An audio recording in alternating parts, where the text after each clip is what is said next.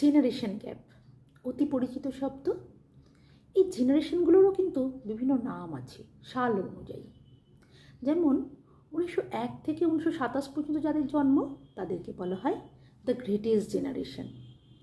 1928 থেকে 1946 পর্যন্ত যাদের জন্ম তাদেরকে বলা হয় দ্য সাইলেন্ট জেনারেশন।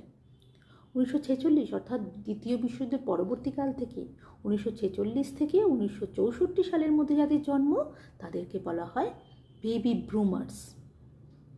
1965 থেকে 1980 সালের মধ্যে যাদের জন্ম তাদেরকে বলা হয় জেনারেশন এক্স।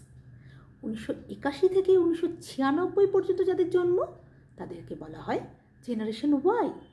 আর 1997 থেকে 2012 পর্যন্ত যাদের জন্ম তাদেরকে বলা হয় জেনারেশন জেড।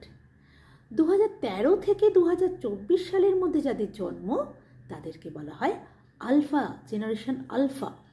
এবং 2025 থেকে 2039 মধ্যে যাদের জন্ম হবে বা হয়েছে কিছু জনের, তাদের পরিচিত হবে তারা জেনারেশন বিটা নামে। তো এই পর্যন্তই আপাতত জেনারেশন নাম রয়েছে, পরবর্তীকালে নিশ্চয়ই আরও আসবে। ধন্যবাদ।